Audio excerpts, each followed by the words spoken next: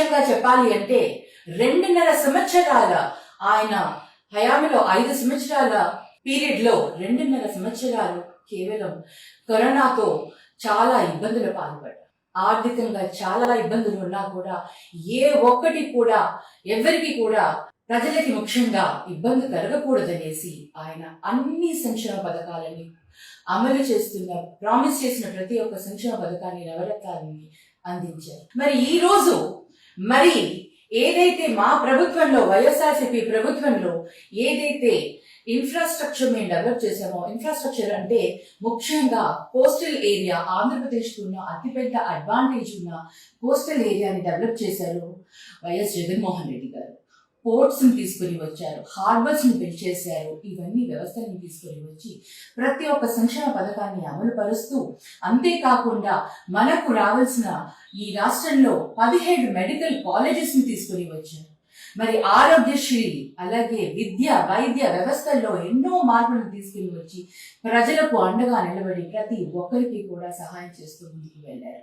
మరి ఈ రోజు మరొకసారి అబద్ధపు హామీలతో సూపర్ 6 అని ఏదైతే హామీలు, సూపర్ 6 అని హామీలు ఇచ్చి అబద్ధపు హామీలతో, వారికి బాగా తెలుసు, ఎక్స్పీరియన్స్ పీపుల్ కదా, వారికి రాష్ట్ర ఆర్థిక వ్యవస్థలో ఏ విధంగా ఉంటుంది, ఎన్ని మనం అమలు చేయగలుగుతామో, ఏవి మనం అమలు చేయలేమో అని తెలిసి కూడా ప్రజలను మభ్యపెడుతూ, ప్రజలను మోసం చేస్తూ అబద్ధపు హామీలను ఇచ్చి సూపర్ 6 అని ఇవాళ ఏదైతే సూపర్ 6 ని ఇంప్లిమెంట్ చేయాల్సిన పరిస్థితి రాగానే ఇప్పుడు ఆర్థిక పరిస్థితి గురించి ప్రజలకు చెప్తున్నారు.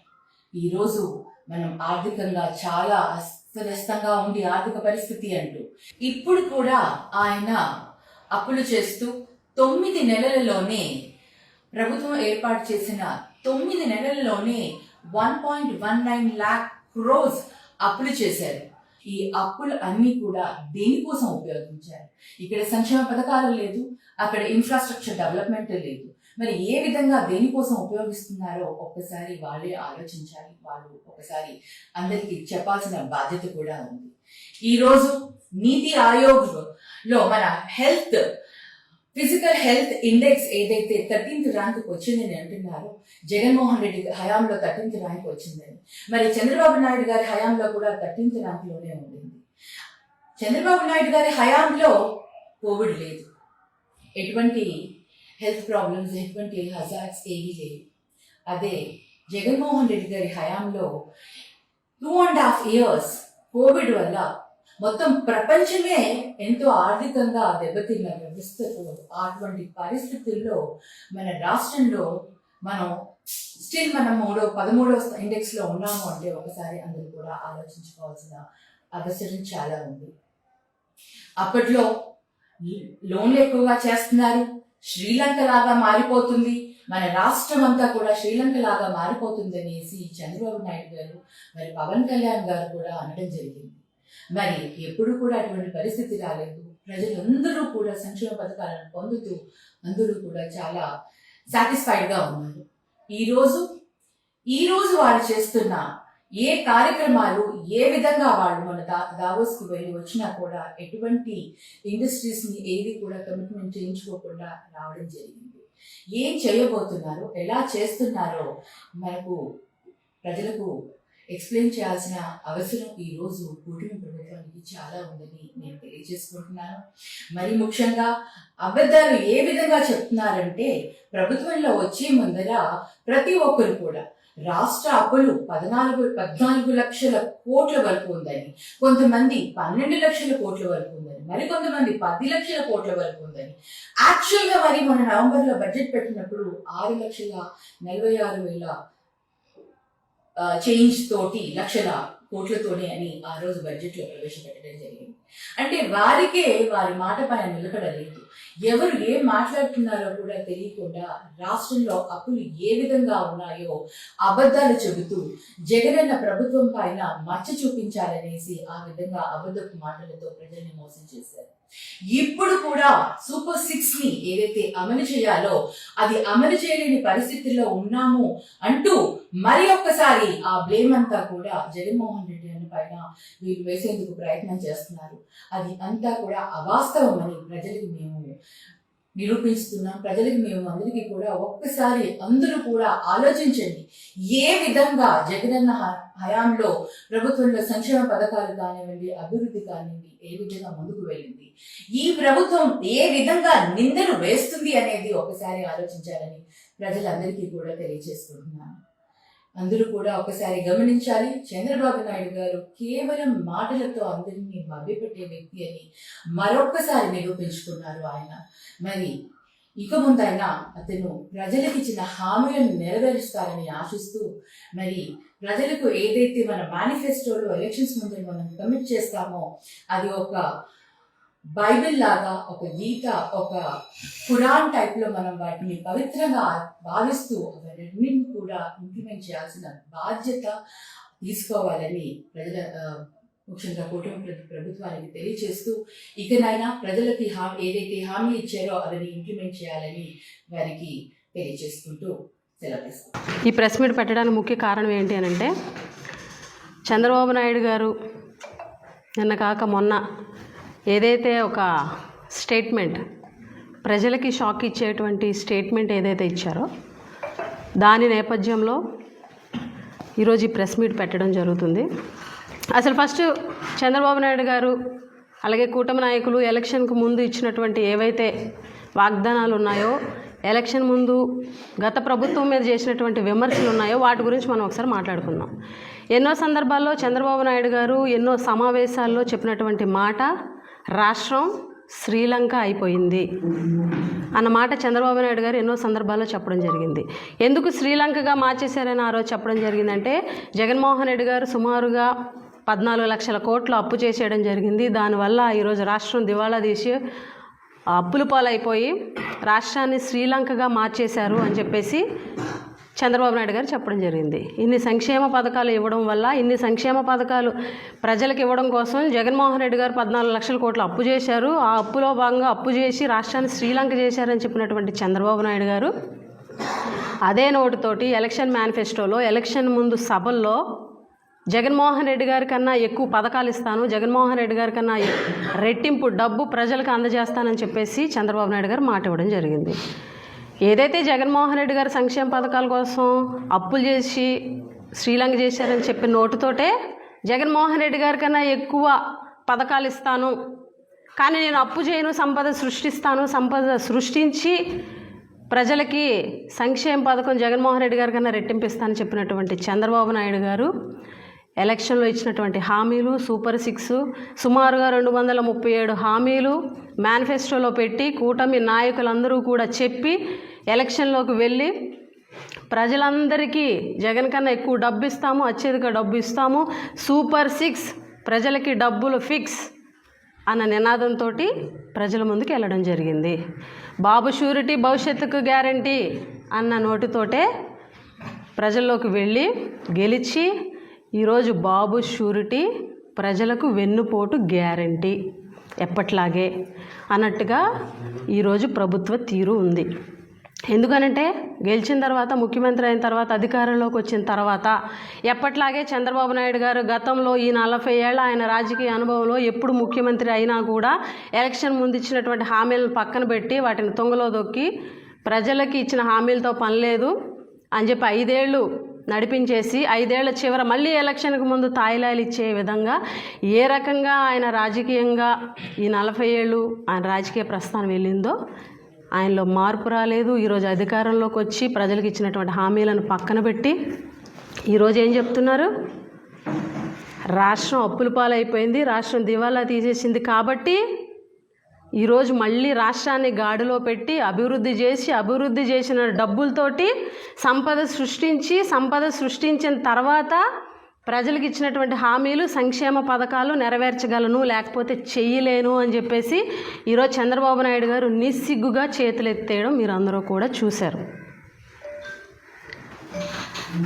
జగన్మోహన్ రెడ్డి గారు అప్పులు చేశారు, నేను సంపద సృష్టిస్తాను, ఇదే కదా ఎలక్షన్ ముందు చెప్పినటువంటి మాట. ఎలక్షన్ అయిపోయి అధికారంలోకి వచ్చిన తర్వాత చంద్రబాబు నాయుడు గారు ఈ 7 నెలల్లో చేసినటువంటి అప్పు 1,20,000 కోట్ల రూపాయలు.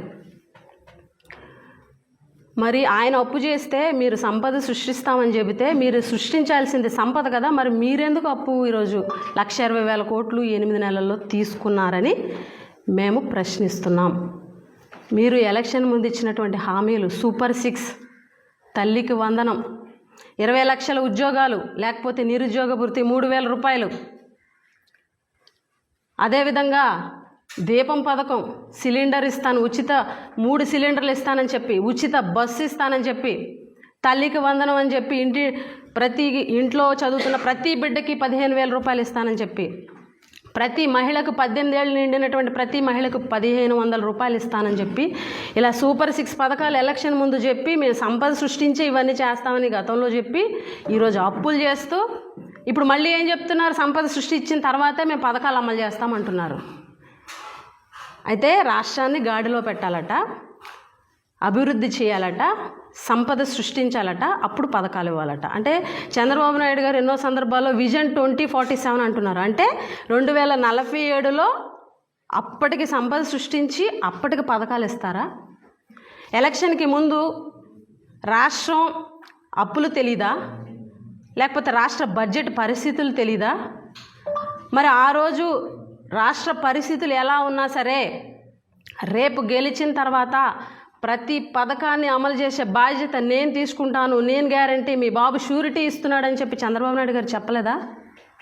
అలాగే లోకేష్ గారు ఒక ఇంటర్వ్యూలో ఖచ్చితంగా రాష్ట్ర ఆర్థిక పరిస్థితి ఇప్పుడు ఎలాగుందో మనం కూలంకుషంగా చర్చించుకున్నాము. ఇప్పుడు మేము ఏదైతే హామీలు ఇచ్చామో ఆ హామీలు నెరవేర్చే విధంగా ఏం చేయాలో కూడా మేము ఆలోచించుకున్నాము. అన్నీ తెలిసే ఈరోజు మేము ఈ మేనిఫెస్టోని పెట్టాము. రేపొద్దున మా గవర్నమెంట్ వచ్చిన తర్వాత మేము నెరవేర్చకపోతే సామాన్యుడు ఎవరైనా సరే మా చొక్కా కాలర్ పట్టుకొని మమ్మల్ని నిలదీసేలాగా మా ప్రభుత్వం ఉంటుంది అని చెప్పి లోకేష్ గారు చెప్పలేదా? ఈరోజు మీరు చెప్పినటువంటి ఏదైతే జగన్మోహన్ రెడ్డి గారు 14 లక్షల కోట్లు అప్పు చేశారని చెప్పారు. ఎలక్షన్కి ముందేమో 14 లక్షల కోట్లు అన్నారు, తర్వాత ఏమో 13 లక్షల కోట్లు అన్నారు మీ మేనిఫెస్టోలో, తర్వాత ఏమో 12 లక్షల కోట్లు అన్నారు, గెలిచిన తర్వాత మీటింగ్ పెట్టినప్పుడు 12 లక్షల కోట్లు అన్నారు, మళ్ళీనేమో 10 లక్షల కోట్లు అంటున్నారు. చూస్తే మీరు బడ్జెట్లో మీరు ప్రవేశపెట్టినటువంటి పేపర్స్లో జగన్మోహన్ రెడ్డి గారు దిగిపోయే టైంకి రాష్ట్రానికి ఉన్నటువంటి అప్పులు 6,46,531 కోట్ల రూపాయలు. జగన్మోహన్ రెడ్డి గారు దిగే టైంకి మార్చి 31, 2024కి ఆంధ్ర రాష్ట్ర అప్పులన్నీ 6,46,531 కోట్లు. ఇందులో మళ్ళీ ట్విస్ట్ ఏంటంటే అది ఓన్లీ జగన్మోహన్ రెడ్డి గారి ప్రభుత్వంలో చేసినటువంటి అప్పులు కాదు. 2019 మార్చి 31 అంటే చంద్రబాబు నాయుడు గారు దిగిపోయే టైంకి రాష్ట్ర అప్పు 3,13,018 కోట్లు. ఎంత? 3,13,018 కోట్లు. 6,46,531 కోట్లలో నుంచి 3,13,018 కోట్లు తీసేస్తే ఎంత? 3,33,513 కోట్ల రూపాయలు. అంటే జగన్మోహన్ రెడ్డి గారి ప్రభుత్వంలో 5 సంవత్సరాల్లో జగన్ గారు చేసినటువంటి అప్పు 3,33,513 కోట్లు మాత్రమే. అది కూడా budgetary loans, non budgetary loans కలిపి. అయితే మీరు చెప్పిన 14 లక్షల కోట్లు అప్పు ఎక్కడా, 10 లక్షల కోట్లు ఎక్కడా, 12 లక్షలు ఎక్కడా? మీరు ఇచ్చినటువంటి బడ్జెట్ పేపర్స్లోనే 6,46,000 కోట్ల రూపాయలు. మీరు ఇచ్చినటువంటి బడ్జెటే కదా ఇది, మీరు ఇచ్చినటువంటి బడ్జెటే కదా. ఈ బడ్జెట్లోనే పయ్యావుల కేశవ్ గారు ఫినాన్స్ మినిస్టర్ గారు చెప్పినటువంటి లెక్కలే కదా. 6,46,000 కోట్ల రూపాయలు అప్పు జగన్మోహన్ రెడ్డి గారు దిగిపోయే టైంకి, అంటే 2024 మార్చి 31కి చంద్రబాబు నాయుడు గారు ఉన్నప్పుడు చేసినటువంటి అప్పు 3,13,018 కోట్ల రూపాయలు. అంటే జగన్మోహన్ రెడ్డి గారి విషయంలో, అప్పుల విషయంలో మీరు చెప్పింది 100% తప్పు. అబద్ధాలు చెప్పారు. ఎలక్షన్ ముందు పచ్చి అబద్ధాలు చెప్పి ప్రజల్ని మోసం చేసి పథకాలని చెప్పి జగన్ కన్నా ఎక్కువ ఇస్తామని చెప్పేసి అబద్ధాలు చెప్పి అధికారంలోకి వచ్చారు. ఈరోజు అధికారంలోకి వచ్చిన వెంటనే 2 నెలల్లోనే, జూలై నెలల్లోనే బడ్జెట్ సమావేశాల్లో చూస్తే భయం వేస్తుంది, ఖజానాని చూస్తే భయం వేస్తుంది. పథకాలు ఇవ్వలేని ఆ రోజు నుంచి స్టార్ట్ చేశారు. 8 నెలలు అయింది, ఓపెన్ అయిపోయారు. ఎందుకంటే ప్రజల్లో ఎలాగో నెగిటివ్ వస్తుంది కాబట్టి అది గమనించారు. గమనించి కట్టుకథలు కనికట్టులు చెప్పడం చంద్రబాబు నాయుడు గారికి అలవాటే కాబట్టి ఈరోజు ఈ కట్టుకథలు అల్లుతున్నారు. ఇదే జగన్మోహన్ రెడ్డి గారు కరోనా లాంటి సంక్షోభంలో కూడా ఈ రాష్ట్రంలో, కరోనా అనేది ప్రపంచంలో అన్ని దేశాల్లో వచ్చింది, మన దేశంలో ఉన్న అన్ని రాష్ట్రాల్లో కూడా కరోనా వచ్చింది. కరోనా అనేది ఒక ఆర్థిక సంక్షోభాన్ని తీసుకొచ్చింది. అటువంటి పరిస్థితుల్లో కూడా ఉద్యోగుల జీతాల్లో కోత వేయలే. అటువంటి పరిస్థితుల్లో కూడా ప్రజలకి ఇచ్చినటువంటి ప్రతి ఒక్క పథకాన్ని కూడా ఇస్తానన్న టైంలో, ఇవ్వాలన్న టైంలోనే నేరుగా ఒక బటన్ నొక్కి వాళ్ళ అకౌంట్లో వేయడం జరిగింది. అయితే సమర్థవంతమైనటువంటి ముఖ్యమంత్రి ఎవరు? జగన్మోహన్ రెడ్డి గారా, చంద్రబాబు నాయుడు గారా? అటువంటి కరోనా వచ్చి అంత సంక్షోభంలో కూడా ఒక్క పథకాన్ని ఆపలే. ఇచ్చినటువంటి మాటకి కట్టుబడి ప్రతి ఒక్క హామీని కూడా నెరవేర్చినటువంటి ముఖ్యమంత్రి గత ముఖ్యమంత్రి వైఎస్ జగన్మోహన్ రెడ్డి గారు. ఈరోజు ఎటువంటి సంక్షోభం లేకుండా, ఎటువంటి ఆర్థిక సంక్షోభం లేకుండా, కరోనా లాంటి విపత్తులు ఏవి లేకపోయినా కూడా ఈరోజు వచ్చిన 8 నెలల్లోనే పథకాలు ఇవ్వాల్సి వస్తుందని, హామీలు నెరవేర్చాల్సి వస్తుందని ఈరోజు కట్టుకథలు చెప్పి జగన్మోహన్ రెడ్డి గారి మీద నింద వేసేటువంటి ప్రయత్నం చేస్తే ప్రజలు నమ్ముతారనుకోవడం మీ అవివేకం. జగన్మోహన్ రెడ్డి గారు ఇచ్చిన హామీ కోసం ప్రతి ఒక్క హామీ ప్రజలకు నెరవేర్చాలా? ఖచ్చితంగా మేనిఫెస్టో అనేది ఒక భగవద్గీతగా, ఒక బైబిల్గా, ఒక ఖురాన్గా భావించి ప్రతి ఆఫీసుల్లో కూడా మేనిఫెస్టోని పెట్టి ప్రజలు ప్రశ్నించే విధంగా ఏ హామీని నెరవేర్చకపోయినా ప్రశ్నించండి అని ప్రతి ఆఫీస్లో పెట్టారు. ప్రతి ఇంటికి కూడా మేనిఫెస్టో పెట్టారు. అంత గట్స్ ఉన్న ముఖ్యమంత్రి జగన్మోహన్ రెడ్డి గారు. ఈరోజు మీ మేనిఫెస్టో ఈరోజు గ్రామాల్లోకి వెళ్తే ప్రజలు ప్రశ్నిస్తే సమాధానం చెప్పే పరిస్థితుల్లో మీ క్యాడర్ ఉందా? సమాధానం చెప్పండి. బడ్జెట్ లెక్కల్లో తప్పు చెప్తారు. మీరే బడ్జెట్లో ఇంత అప్పు ఉందని చెప్తారు. 14 లక్షల కోట్లు అప్పు అయిపోయిందని చెప్పేసి మీరే చెప్తారు. రాష్ట్రం శ్రీలంకగా మార్చేస్తున్నారు జగను, సంక్షేమ పథకాలు ఇచ్చేసని చెప్పేసి. జగన్మోహన్ రెడ్డి గారు ఏ ఆటంకం లేకుండా సంక్షేమ పథకాలు ఇవ్వడం జరిగింది. ఇయర్కి 70,000 కోట్ల రూపాయలు ఖర్చు జరిగింది జగన్మోహన్ రెడ్డి గారి ప్రభుత్వంలో. వీళ్ళు ప్రకటించింది ఎంతో తెలుసా? ఎలక్షన్ టైంలో మేము వస్తే మా ప్రభుత్వంలో డబల్ ఇస్తానన్నాం కదా అని చెప్పి వీళ్ళ పథకాలకి ప్రతి సంవత్సరం అయ్యేటువంటి ఖర్చు 1,20,000 కోట్లు.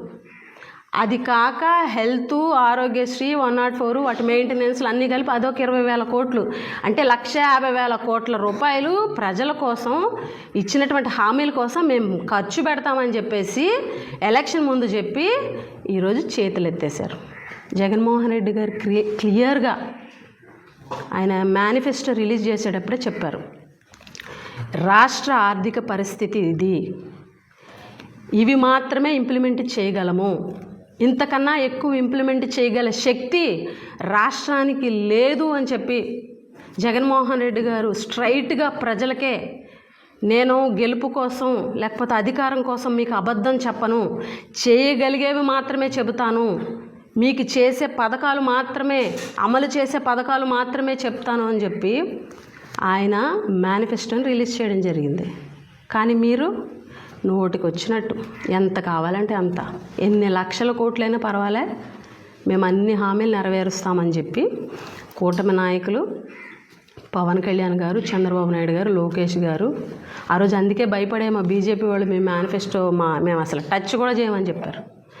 ఈరోజు చూస్తే ప్రజలు ఈ కళ్ళతోటి ఎదురు చూస్తుంటే ఈరోజు అధికారంలోకి వచ్చి ఒక్క మాటతో చేతులు ఎత్తేసారు. నేను సంపద సృష్టిస్తాను. ఎప్పుడు సృష్టిస్తారు సంపద? ఎప్పుడు ప్రజల హామీలు నెరవేరుస్తారు? మరి ఇన్ని పచ్చి అబద్ధాలా? ఇంత దారుణమా? 20 లక్షల ఉద్యోగాలు ఏమని ఒకటి స్ట్రైట్గా అడుగుతున్నాం. చంద్రబాబు నాయుడు గారు ఈరోజు హామీలు అది ఇది మాట్లాడుతున్నారు. మీ మొదటి సంతకం ఏంటి? డిఎస్సి, మెగా డిఎస్సి మీద మొదటి సంతకం పెడతానన్నారు, పెట్టారు. అది సంతకానికి పేపర్కి మాత్రమే పరిమితం అయ్యింది. ఈరోజు ఎంతోమంది పాప నిరుద్యోగులు ఆ డిఎస్సి నోటిఫికేషన్ వచ్చేసిందని చెప్పేసి ఎగ్జామ్ ఎప్పుడు పెట్టేస్తారో అని చెప్పి ఈరోజు చిన్న చిన్న జాబులు చేసుకునే వాళ్ళందరూ లాస్ ఆఫ్ పేలు పెట్టుకొని ఇళ్ళు వదిలేసి పిల్లల్ని వదిలేసి, భార్యలను వదిలేసి ఎక్కడో వెళ్ళి కోచింగ్ సెంటర్లోని ఒక పూట తింటే ఒక పూట తినకుండా కష్టపడి చదివి 1000 కళ్ళతో ఎదురు చూస్తుంటే ఈ రోజుటికి ఎగ్జామ్ పెట్టలేదు, కనీసం దాని జాడే లేదు. ఈరోజు రోడ్డు ఎక్కుతుంటే వాళ్ళకి సమాధానం చెప్పేటువంటి పరిస్థితిలో మీ ప్రభుత్వం ఉందా? కనీసం ఒక్కళ్ళైనా పట్టించుకునేటువంటి నాదుడు ఉన్నాడా ఈ రాష్ట్రంలో? నిరుద్యోగులను మోసం చేశారు, రైతులను మోసం చేశారు, మహిళలను మోసం చేశారు, ప్రతి ఒక్క వర్గాన్ని ఈరోజు మోసం చేసి ఎవ్వరికీ కూడా ఈరోజు జీవితాలు నాశనం అయిపోయే విధంగా ఎంతోమంది పిల్లలు ఈరోజు అమ్మఒడి లేక, అమ్మఒడి రాక ఎంతమంది డ్రాప్ అవుట్లు అయిపోతున్నారో ఒకసారి గ్రామాల్లోకి వెళ్ళి చూడండి. రైతులకు పెట్టుబడి సాయం లేక వాళ్ళు ఎంత నష్టపోతున్నారో ఒకసారి వెళ్ళి చూడండి. మహిళలకి ₹1 ఆదాయం ఈ ప్రభుత్వం నుంచి ₹1 కూడా ఏ పథకం రూపంలో రాకపోవడం వల్ల వాళ్ళు ఎన్ని బాధలు పడుతున్నారు, వాళ్ళు ఎన్ని ఇబ్బందులు పడుతున్నారో వెళ్ళి చూడండి. ఈరోజు తెలుగుదేశం ప్రభుత్వానికి, కూటమి ప్రభుత్వానికి మేము ఒకటే చెప్తున్నాం. జగన్మోహన్ రెడ్డి గారు ఒక బటన్ నొక్కి 2,70,000 కోట్ల రూపాయల సంక్షేమ పథకాలని 5 సంవత్సరాల్లో నేరుగా ఒక బటన్ నొక్కి నేరుగా బెనిఫిషరీస్ ఖాతాల్లోకే వేశారు. ఇదే చంద్రబాబు నాయుడు గారు ఎలక్షన్కి ముందు ముసలామె కూడా నొక్కేస్తుంది బటను, జగన్ నొక్కడం గొప్ప ఏంటన్నారు. మరి ముసలామె నొక్కేస్తుంది అన్న బటన్ ఈరోజు మీరు నొక్కడానికి ఎందుకు అంత ఇబ్బంది పడుతున్నారు? బటన్ నొక్కడం అనేది ఎంత కష్టం ఇప్పుడు అర్థమైందా చంద్రబాబు నాయుడు గారు? 3,33,000 కోట్లు అప్పు చేసిన జగన్మోహన్ రెడ్డి గారు ఈరోజు 5 సంవత్సరాలు జగన్ ఏం చేశాడంటే 2,70,000 కోట్ల రూపాయలు నేరుగా డీబీటీ ద్వారాగా పథకాల రూపంలో వేసాడని చెప్తాం. 3,33,000 కోట్ల అప్పు చేశాడు. జగన్ ఏం చేశాడు అని అంటే ఈరోజు ఉద్దానం గురించి కానీ, పోర్ట్స్ గురించి కానీ, మెడికల్ కాలేజీల గురించి 17 మెడికల్ కాలేజీల గురించి కానీ, ఇంజనీరింగ్ కాలేజ్ గురించి కానీ, లేకపోతే నాడు నేడు స్కూల్స్ గురించి కానీ, నాడు నేడు హాస్పిటల్స్ గురించి కానీ ధైర్యంగా చెప్పుకోగలం. వైఎస్ఆర్ కాంగ్రెస్ పార్టీలో ఉన్న ప్రతి కార్యకర్త జగన్మోహన్ రెడ్డి 5 సంవత్సరాలు ఏం చేశాడనంటే ప్రతి కార్యకర్త కాలర్ ఎగరేసుకొని జగన్మోహన్ రెడ్డి గారు ఇదిగో ఇది చేశారు 5 సంవత్సరాలు అని చెప్పే ధైర్యం జగనన్న మాకు ఇచ్చారు. ఈరోజు 8 నెలల్లో మీరేం చేశారంటే ఈరోజు తలదించుకొని వెళ్ళిపోయేటువంటి పరిస్థితి మీ కార్యకర్తలకు వచ్చిందనంటే మీరు సిగ్గుపడాలని చెప్పి ఈ సందర్భంగా తెలియజేస్తున్నాం. పోరాటాల నుంచి పుట్టినటువంటి పార్టీ వైఎస్ఆర్ కాంగ్రెస్ పార్టీ. ఎప్పుడూ కూడా ప్రజా సమస్యల విషయంలో, ప్రజలకు అండగా ఉండే విషయంలో, ప్రజా సంక్షేమం విషయంలో జగన్మోహన్ రెడ్డి గారి తర్వాతే ఎవరైనా. ఖచ్చితంగా మీరు ఏదైతే హామీలు ఇచ్చారో, ఏవైతే పథకాలు ప్రజలకు ఇస్తానని మాట ఇచ్చారో ప్రతి ఒక్క పథకాన్ని కూడా ప్రజలకి అమలు చేసే విధంగా ఖచ్చితంగా వైఎస్ఆర్ కాంగ్రెస్ పార్టీ ప్రజల తరపున పోరాటం చేస్తుందని చెప్పి ఈ సందర్భంగా తెలియజేస్తూ, ఇప్పటికైనా చంద్రబాబు నాయుడు గారు బుద్ధి మార్చుకొని ఇచ్చినటువంటి హామీలను నెరవేర్చి ప్రజలకు చేస్తానన్నటువంటి పథకాలు ఇచ్చి ప్రతి ఒక్కరిని కూడా ఆదుకోవాలని మీ ద్వారాగా ఈ కూటమి ప్రభుత్వాన్ని డిమాండ్ చేస్తున్నామని చెప్పి సందర్భంగా తెలియజేస్తున్నాం. అందరికీ నమస్కారం.